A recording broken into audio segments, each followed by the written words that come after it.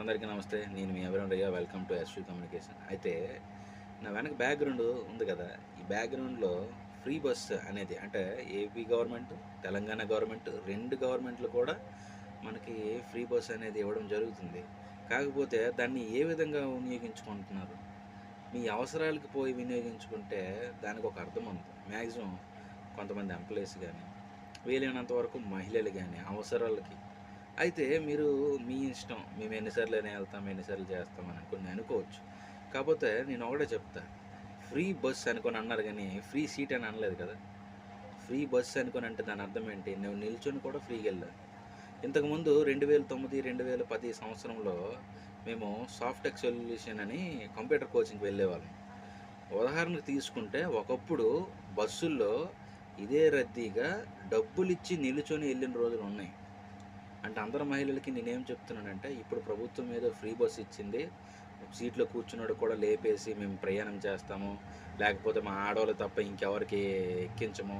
Next నేను ఒక reel చూశాను, కండక్టర్కి ఎక్కనివ్వడం లేదు. అసలు కండక్టర్కి ఎక్కనివ్వడం లేదు, డ్రైవర్ ఎక్కిపోతాడు. ఎందుకంటే డ్రైవర్ సపరేట్ డోర్ ఉంటుంది కాబట్టి. మరి కండక్టర్కి సపరేట్ డోర్ లేదు కదా, ప్రభుత్వం పెట్టలేదు కదా, అన్ని డోర్లు పెట్టుకోలేదు ప్రభుత్వం.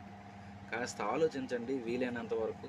గతాన్ని కాస్త గుర్తు చేసుకోండి వీలైనంత వరకు. బస్సులో మనం ఇంతకుముందు డబ్బులు ఇచ్చి ఎక్కిన రోజులు చాలా ఉన్నాయి నిల్చొని.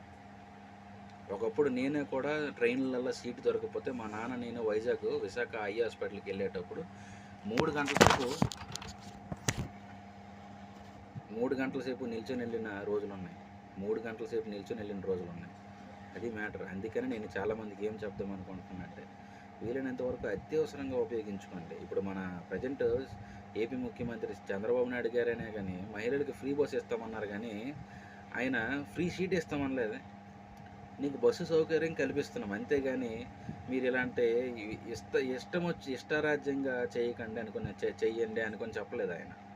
కొన్ని డీలక్స్ బస్సుల్లోన ఫ్రీ సీట్ ఇవ్వకపోతే ధర్నా చేస్తున్నారు, ఆ బస్సులు ఆపేస్తున్నారు. అలాంటప్పుడు చాలా ఇబ్బంది అవుతుంది రవాణా శాఖకు.